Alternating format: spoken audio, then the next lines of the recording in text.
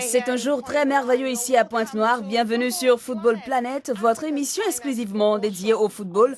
Mon nom est Juliette Bewa et je suis très heureuse d'être en votre compagnie.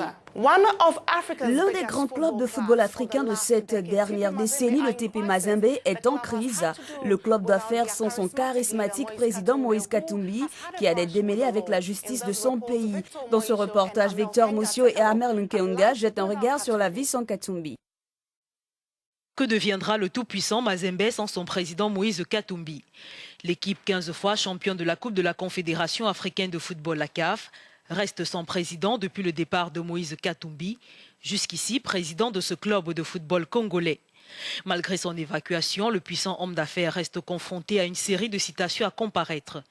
Un chapelet d'événements qui jette le doute sur l'avenir du club et de son staff technique. Le TP Mazembe, dont le chiffre d'affaires annuel s'élève à près de 15 millions de dollars, a jusqu'ici largement été soutenu par Moïse Katumbi. Ce dernier appuie l'équipe depuis son retour d'exil de la Zambie en 2007, finançant la construction d'un nouveau stade de 18 000 places pour le club, à hauteur de 35 millions de dollars. Le tenant du titre, éliminé en Ligue des Champions édition 2015 par le Wydad Casablanca du Maroc, a été reversé en Coupe de la Confédération pour le tour de cadrage. Nous sommes en ligne avec le chargé de communication du TP Mazembe, Christopher Chitamba. Nous sommes très heureux d'être avec vous. Ça doit être l'un des moments les plus difficiles pour le TP Mazembe avec un président en exil et qui a des ennuis judiciaires qui l'empêchent de revenir dans son pays. Bien sûr, ça fait mal pour le TP Mazembe et pour tous ses supporters. Ils doivent attendre Moïse Katumbi parce que nous savons combien l'homme est important pour cette équipe.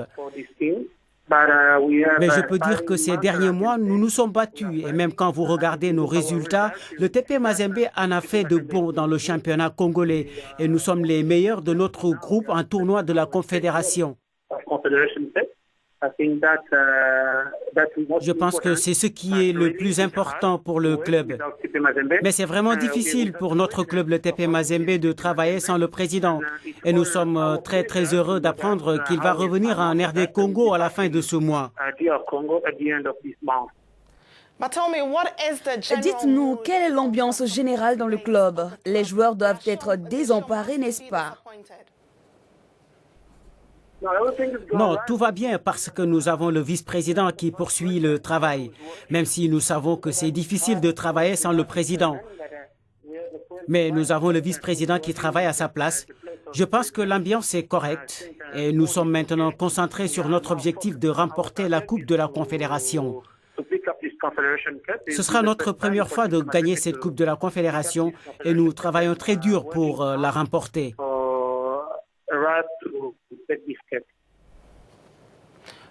Selon le chargé de communication du TP Mazembe, Moïse Katumbi reviendra en RDC à la fin de ce mois.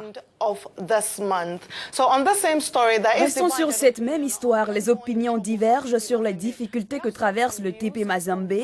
Nous avons recueilli pour vous les avis de quelques fans à Lubumbashi. Il est dans nos cœurs, on le porte, notre vaillant président, et je pense que ce qui est le plus important, c'est peut-être ce qui est repris là derrière. Vous allez voir. Impossible n'est pas Mazembe. Et ça, c'est Moïse Katumbi. Au fond de cette phrase-là, il faut comprendre que c'est, je dirais, l'accompagnement psychologique et des joueurs et du staff technique et même de nous fanatiques. Il a créé en nous une certaine façon de voir les choses qui, même en son absence physiquement, on se dit qu'il est là. Donc cette équipe a déjà un mental très fort et on peut se rendre compte qu'elle a gagné 10 matchs au moins depuis que le président est absent de Lubumbashi. L'absence du président du club a un impact négatif parce que sa présence d'abord dans le gradin booste le moral des fanatiques et aussi des joueurs. Commençons par les fanatiques. Une fois le voir, ça motive le fanatique et ceux-là qui étaient mous avant le match entrent aussi dans le bain. L'une des choses qui rendent le football sur le continent exceptionnel, c'est aussi la manière dont ces futurs talents sont découverts. Cette semaine, nous nous sommes rendus au Ghana pour ce reportage spécial sur le succès d'une académie de football droit de rêver. C'est un parfait mélange entre football et éducation. Les jeunes gens apprennent les bases du football qui feront d'eux des futurs stars. Dans le district d'Asso-Diaman, à l'est du Ghana, localité qui abrite également le barrage qui produit plus de la moitié des besoins en électricité du pays, s'écrit une belle page de l'histoire du football. Quelques 93 pensionnaires de l'académie Right to Dream sont à pied d'œuvre pour préparer leur avenir sur et en dehors des terrains de foot. Créé en 2000 par Tom Vernon, président du club danois North Jylland, Right to Dream est une véritable pépinière de talent pour le football mondial. Ces 16 dernières années, plus de 30 joueurs formés ici font les plus beaux jours des clubs professionnels en France, en Angleterre et en Scandinavie. Mais en attendant la gloire, l'heure est à l'assiduité au travail sur les plans scolaires et sportifs. Aujourd'hui, le rêve de tout jeune footballeur est de jouer dans les grandes ligues, comme ils disent, les grands clubs européens. D'un côté, c'est triste, parce que ça dégrade les championnats locaux. Et de l'autre, il demeure tout de même des joueurs africains. Michael Lyon revient d'une tournée mondiale avec ses camarades, une tournée qui les a conduits notamment au Brésil et au Danemark. Une première pour cet adolescent de 14 ans, pour qui le football n'est pas qu'une simple passion, mais un travail à plein temps. Oui, vous avez vraiment besoin de discipline, parce que le matin, il faut sortir, se lever très tôt, à 5h30, et ensuite on commence l'entraînement à 6h30, alors qu'il fait encore frais. Le terrain est humide, mais on doit faire avec. Parmi les dangers qui guettent les jeunes footballeurs africains, les agents sans scrupules. Ils n'hésitent pas à escroquer les familles, promettant d'insérer leurs enfants dans les clubs européens. Les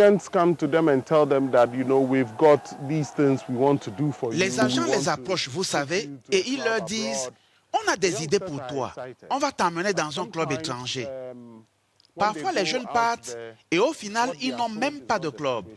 Ils se retrouvent coincés dans la rue et se retrouvent obligés de faire la manche. C'est vraiment désolant.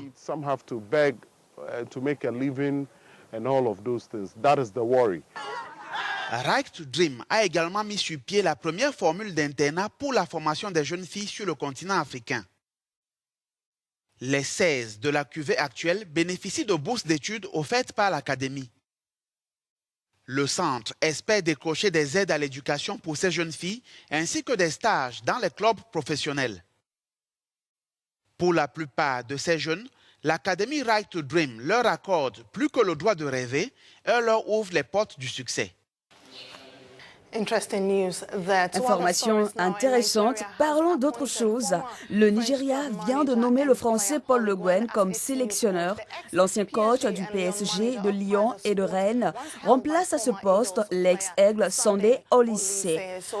Pour plus de détails, nous avons joint un journaliste nigérien, Colin Odo.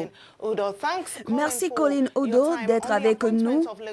Nous parlons d'un homme qui a déjà fait ses pas en Afrique avec le Cameroun. Une expérience très remarquable. Il était récemment à Oman. Qu'est-ce qu'il peut apporter au jeu du Nigeria? Je pense que ce qu'il apporte, c'est sa connaissance du football africain, ainsi que l'expérience d'avoir beaucoup fait dans une ligue majeure en France en entraînant l'Olympique lyonnais. Il n'y a pas de garantie dans ce métier. Vous pouvez voir un entraîneur inconnu venir et faire de grandes choses comme ce qui a été fait avec le Nigeria. En même temps, vous pouvez aussi avoir des entraîneurs connus comme Lars Lagerbäck et Bertie Vogts venir et échouer. Si vous avez un entraîneur, tout ce que vous pouvez faire, c'est mettre tous les indices ensemble et espérer le meilleur. Et dans ce cas, quand nous avons le Nigeria à tirer de l'obscurité, Paul Le Guen sera le meilleur entraîneur. Parlons maintenant de cette histoire très triste, celle de Dembaba, qui a certainement joué le dernier match de sa carrière ce dimanche, après s'être brisé le genou lors d'un derby du championnat chinois. L'ancien buteur de Chelsea a été victime d'une fracture du tibia gauche, après avoir été fauché par le tacle d'un défenseur adverse. L'entraîneur Gregorio Manzano a révélé qu'il a très peur pour la suite de la carrière de ce joueur après cet accident. Dembaba rejoint le club chinois de Shanghai Shenhua après un passage au Beşiktaş de Turquie pour 12 millions d'euros en juillet 2015. Il est en ce moment le meilleur buteur de cette saison.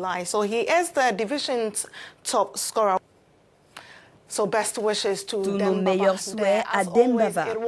Comme toujours, ce fut un plaisir d'être avec vous. Continuez de faire de Football Planet votre programme préféré sur la chaîne panafricaine Africa News. Avec toute l'équipe ici, nous vous disons merci d'avoir été avec nous. Au revoir.